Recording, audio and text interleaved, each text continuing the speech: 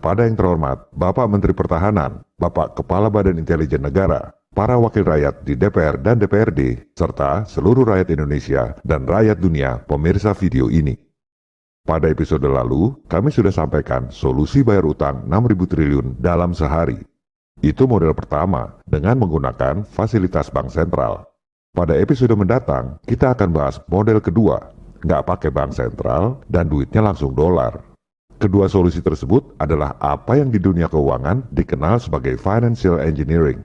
Dalam bahasa sederhana, financial engineering adalah gimana cara nambah duit yang banyak dengan memanfaatkan sistem, tapi aman dan tidak melanggar hukum. Coba perhatikan, kenapa negara-negara utang pada swasta? Siapa yang lebih kaya, negara atau swasta? Swasta itu tadinya nggak punya duit, tapi mereka melakukan financial engineering sehingga bisa kasih utang pada negara-negara kaya. Kenapa negara tidak melakukan hal yang sama? Sudah dikasih tahu caranya pun, sebagian orang takut inflasi. Sebagian lagi takut diembargo. Oleh sebab itu, pada episode ini kita akan bahas fakta. Cina itu nyetak duit 4 kali lipat dalam 10 tahun terakhir untuk memperkuat ekonominya. Apakah inflasi? Tidak. Malah maju negaranya. Apakah diembargo oleh elit global? Juga tidak. Jadi sebenarnya musuh kita yang sesungguhnya adalah kebodohan dan ketakutan kita sendiri. Apakah bangsa kita bodoh? Apakah kita tidak mempunyai elit yang bisa berpikir? Ataukah bagaimana sebetulnya? Serial video ini adalah investigasi jurnalistik yang diterbitkan oleh portal berita FNN dalam rangka mencerdaskan kehidupan bangsa serta mengawal tujuan bernegara tanpa motif ekonomi, politik maupun jabatan. Investigasi jurnalistik ini dilakukan untuk membangkitkan kesadaran rakyat dan sebagai bahan rujukan dalam mengatasi persoalan krusial bangsa.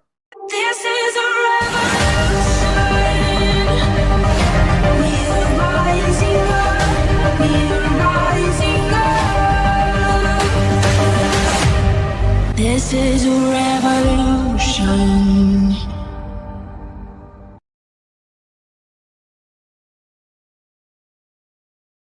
Kita lihat uang M2 yang diedarkan oleh Cina. Kita selalu bicara dengan data, bukan asal ngecap. Datanya selalu ada di layar. Data ini diambil dari Bank Sentral Cina. Dalam 10 tahun terakhir, Cina nambah uang dalam peredaran sekitar 4 kali lipat. Apa artinya nyetak duit 4 kali lipat? Kalau diterapkan di Indonesia, uang M2 yang diedarkan per November 2020, 6.817 triliun rupiah. Cina terbitkan uang 4 kali lipat itu kalau diterapkan di Indonesia sama dengan terbitkan uang sekitar 27.000 triliun rupiah dalam 10 tahun. Sudah pasti bisa bayar utang 6.000 triliun kalau punya political will. Masalahnya memang gak ada political will. Karena apa? Terutama karena takut inflasi. Sekarang kita lihat fakta. Cina terbitkan uang 4 kali lipat dalam 10 tahun. Apakah pernah dengar Cina inflasi parah? Pasti tidak. Padahal dalam 10 tahun terakhir itu, Cina menerbitkan uang dengan rasio yang sama dengan Zimbabwe, 4 kali lipat. Kenapa Zimbabwe inflasi parah, sementara Cina tidak inflasi? Untuk itu, kita harus pahami dulu fakta tentang inflasi yang tidak sepenuhnya diajarkan di sekolah. Bagian terpentingnya justru disembunyikan.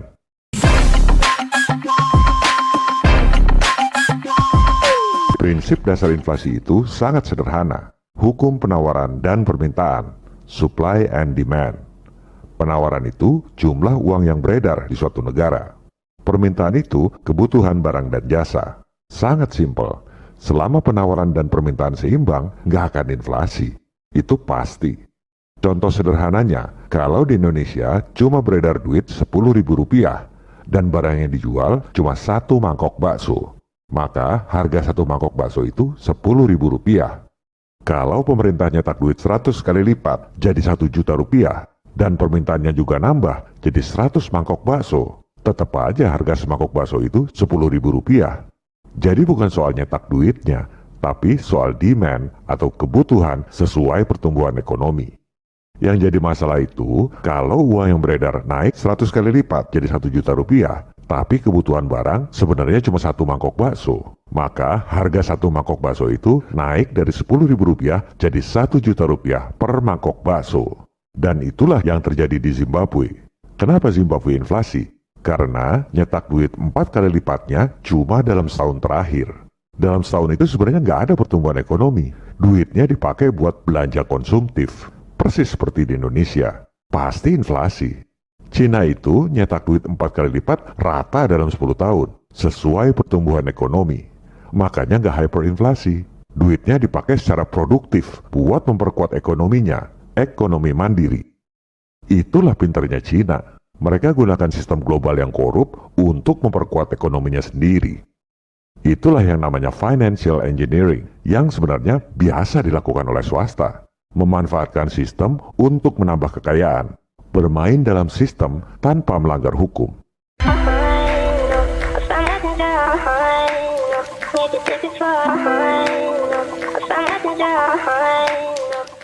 Cina itu bajunya doang komunis, kelakuannya kapitalis. Kita lihat fakta yang tak terbantahkan, yaitu dilihat dari pasar modal terbesar di dunia. Pasar modal itu adalah pasarnya kapitalis. Kita lihat, 2 pasar modal terbesar di dunia, dua-duanya di New York, Wall Street dan Times Square. Nomor 3, 4, dan 7, tiga-tiganya di Cina, Hong Kong, Shanghai, dan Shenzhen. Mau bukti apa? Cina adalah kapitalis berbaju komunis.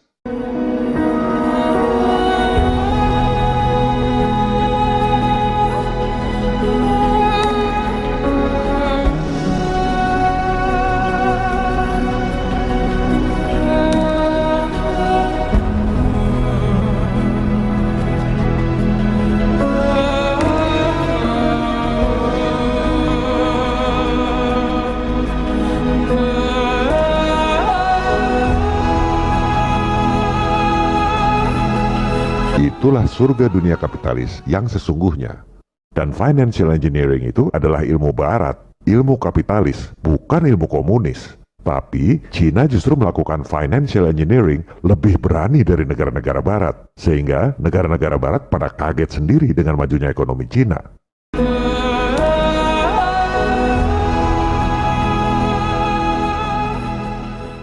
Kembali pada hukum penawaran dan permintaan.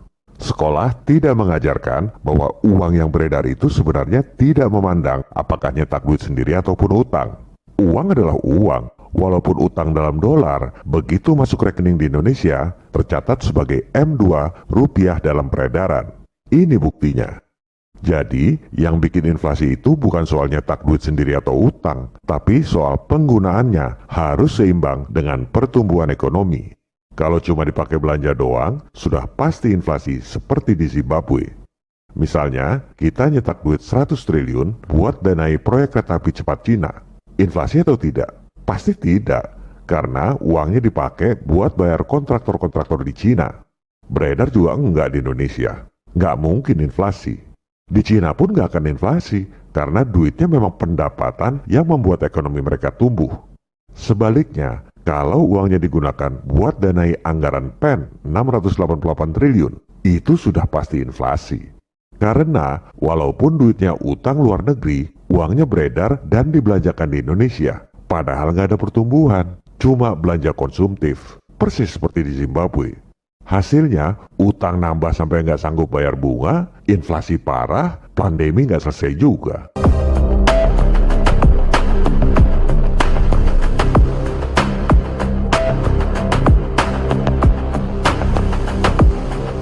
Kasihan sekali Indonesia. Tanggal 6 Mei lalu, rakyat dilarang mudik. Mau lebaran aja nggak bisa. Sementara di Wuhan, yang katanya tempat mulainya COVID, tanggal 3 Mei lalu justru pesta musik tanpa masker dan tanpa wajib vaksin. Ini siapa yang bodoh dan siapa yang pinter ya?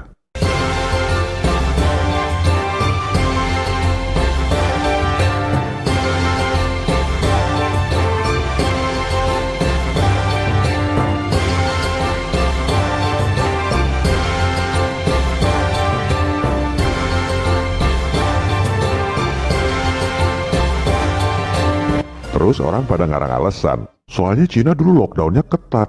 Sok tahu amat, udah pernah pergi ke Cina belum? Ini contohnya, Cina tanggal 28 Mei 2020, baru selesai lockdown. Apakah wajib pakai masker? Tidak. Yang mau pakai masker silakan, yang nggak mau juga nggak apa-apa. But because they haven't had a case in Guangxi province for probably, I don't know, over 2 months that I know of, everybody's feeling pretty safe, as you can tell, because, a lot of these people, they're just not wearing masks. Is Guelo wearing a mask? No, I'm not wearing a mask. I'm not gonna lie to you. Itu di Cina, yang negara komunis. Sekarang kita lihat negara kapitalis. Di saat rakyat Indonesia dilarang mudik tanggal 6 Mei lalu, di Amerika, tanggal 16 Mei, rakyat pada nonton UFC tanpa wajib masker. Kita ke kotanya NASA, Houston. Houston, we have a problem. We are the champions. We are the champions. No time for losing. Yes, we are the champions of the world.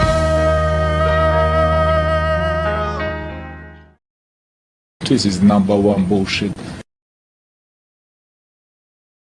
Soal COVID ini gak bakal selesai kalau hanya diserahkan pada dokter-dokter yang gelar sarjananya numpuk tapi cuma pinter textbook. Yang kita perlukan adalah investigasi intelijen atau kecerdasan. Mari kita gunakan fakta dan data. Mohon agar Pak Menhan, Pak Kepala BIN, para anggota Dewan, para akademisi dan cendekiawan buka situs resmi ourworldindata.org yang mengolah data dari Johns Hopkins University. Kita cari data kasus COVID Indonesia dan Cina.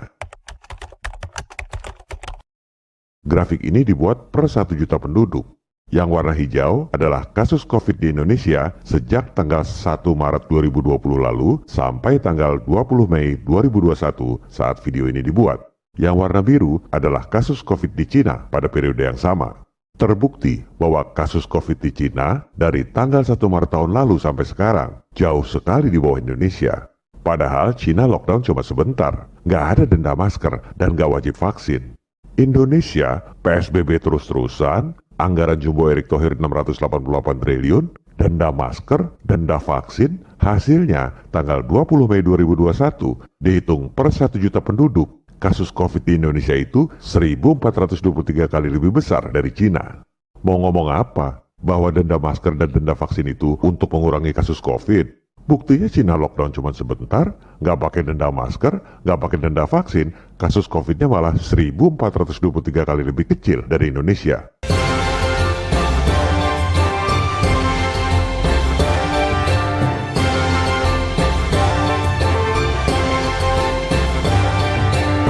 Sekarang kita lihat jumlah kematian karena COVID.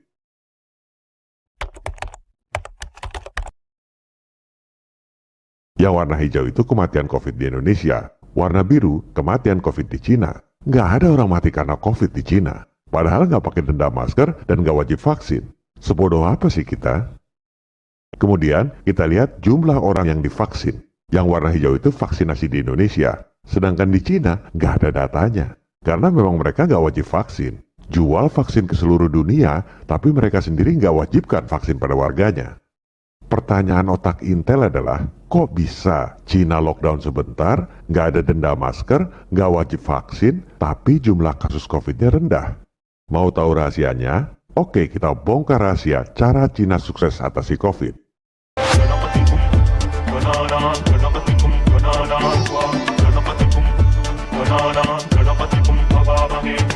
Harap perhatikan baik-baik. Ini rahasianya. Kita buka data jumlah tes COVID. Yang hijau ini jumlah tes COVID di Indonesia, sedangkan di Cina nggak ada datanya.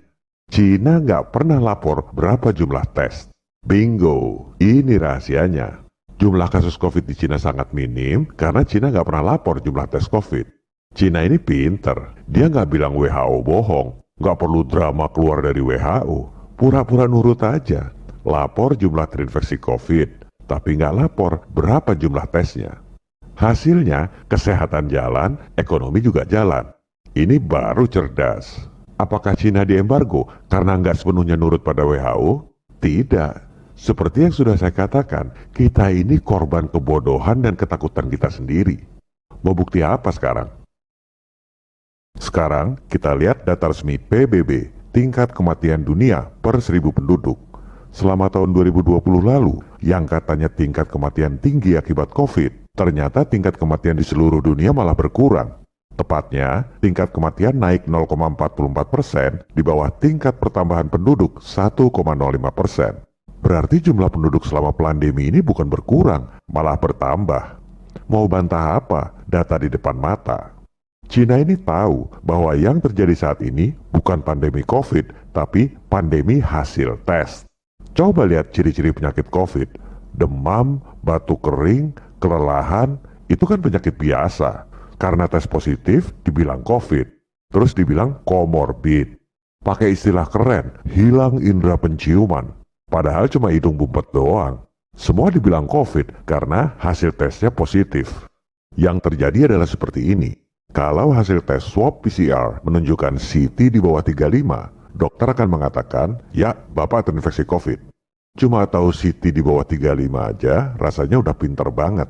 Padahal itu cuma instruksi dari produsen alat, tanpa pernah lihat fakta dokumen penelitian ilmiahnya. Saya ini profesor, kamu orang bodoh, gak bakal ngerti penjelasan ilmiahnya. Itu adalah omong kosong. Atom aja yang jauh lebih kecil dari virus bisa dijelaskan dan anak SD pun bisa paham. Seperti yang dikatakan oleh Einstein, kalau kamu gak bisa jelaskan dengan simple, artinya kamu gak ngerti. Silakan tanya pada semua dokter-dokter profesor pakar, mana fakta dokumen, bukan teori atau opini, tapi fakta dokumen, bahwa indikator tes itu dibuat berdasarkan virus yang sudah memenuhi pembuktian sebab akibat dengan penyakit menular. Pasti nggak ada satupun yang bisa melakukan, karena memang nggak ada. Yang ada cuma teori dan instruksi. Itu bukan sains. Kebohongan ini sudah terjadi selama 37 tahun terakhir.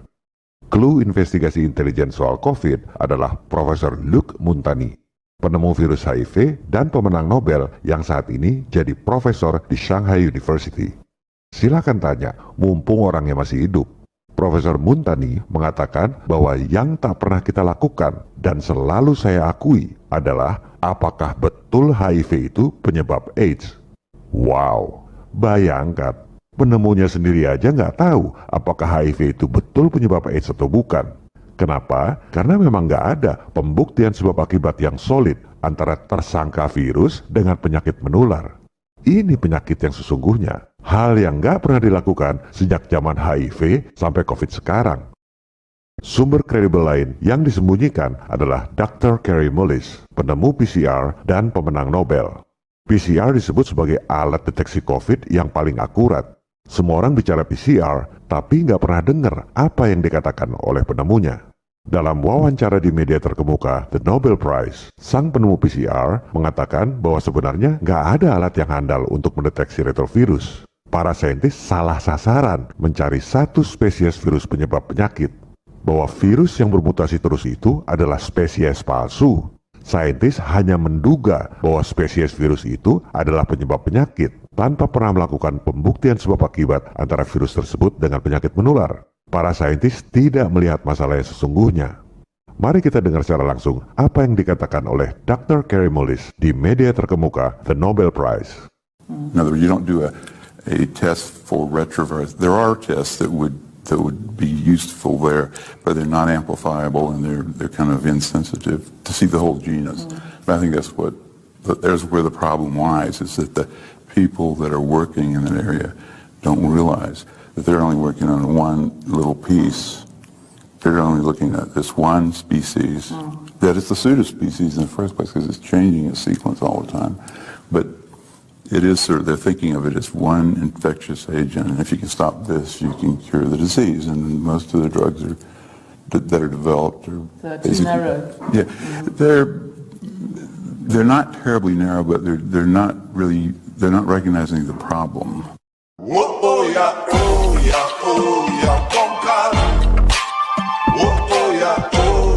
Oh yeah, bongal. Jadi, sejak zaman HIV 37 tahun lalu sampai COVID sekarang, pandemi ditetapkan tanpa melakukan pembuktian sebab akibat antara tersangka virus dengan penyakit menular. Dasarnya cuma instruksi dan berita-berita media. COVID berasal dari pasar ikan, dari kelelawar, dari terenggiling. Padahal nggak ada pembuktian sebab akibat antara tersangka virus dengan penyakit menular. Begitu juga indikator rapid test, indikator antigen test, indikator PCR. Nggak ada fakta dokumen pembuktian sebab akibatnya. Semua itu dilakukan oleh para elit kedokteran untuk keruk duit anggaran dari pandemi palsu yang tak pernah selesai. Seperti yang dikatakan oleh Dr. Kary Mullis, misteri tentang virus ini diciptakan oleh anggaran $2 miliar per tahun yang dihabiskan oleh para saintis. Anda bikin virus baru lagi, keluar lagi anggaran $2 miliar. Anda bisa mengarang misteri yang hebat tentang virus itu. Itulah hebatnya tipuan iblis yang menjelma dalam bentuk otoritas global. The greatest trick the devil ever pulled was convincing the world he didn't exist. And like that, he's gone.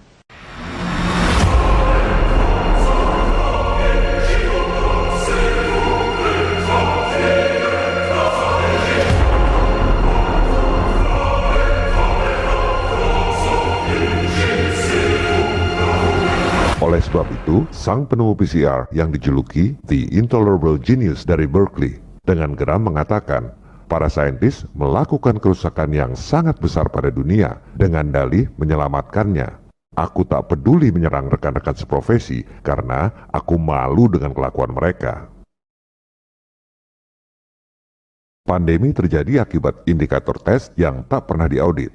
Tak ada fakta dokumen bahwa indikator tes dibuat berdasarkan tersangka virus yang sudah memenuhi pembuktian sebab akibat dengan penyakit menular. Penyakit biasa dibilang COVID kalau sesuai dengan indikator tes yang tak pernah diaudit. Kenapa Cina sukses atasi COVID? Karena Cina nggak pernah lapor jumlah tes.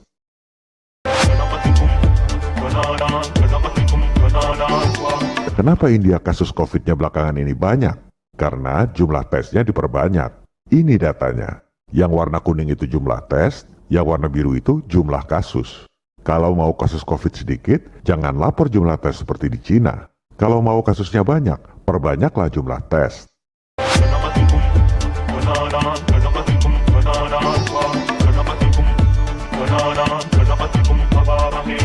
Malaysia juga sama, lockdown lagi. Itu semua karena indikator tes yang tak pernah diaudit, tapi terus perbanyak tes supaya jumlah korban seolah banyak. Tahun 1997 dulu, Pak Mahathir nggak mau nurut pada IMF karena tahu bahwa IMF itu nekolim, penjajahan gaya baru.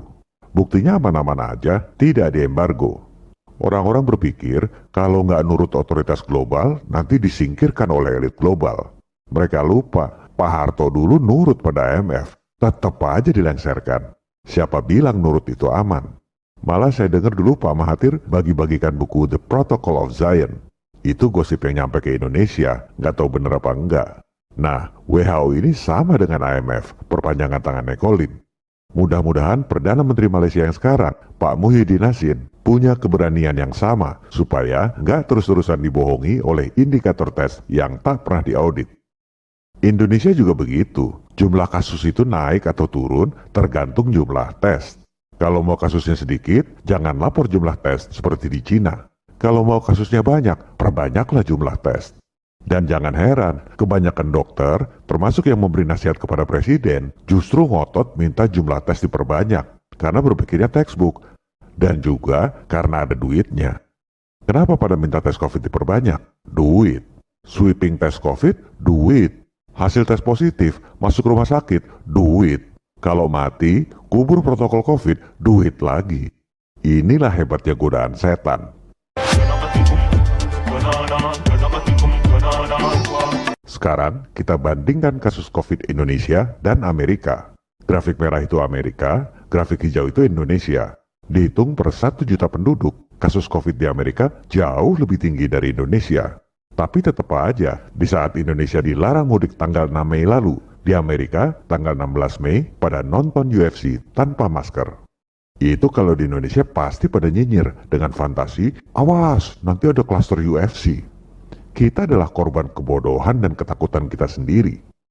Di Houston itu bebas karena gubernurnya memang cabut aturan wajib masker dan pembatasan bisnis. Padahal kasus COVID-nya jauh lebih tinggi dari Indonesia. Inilah contoh gubernur yang memikirkan rakyatnya, bukan gubernur pencitraan seperti di negeri overacting.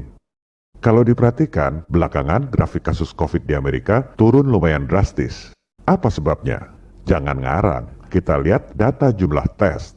Bingo, Amerika mulai pinter. Seperti di Cina, kalau mau turunkan kasus COVID, kurangi jumlah tesnya.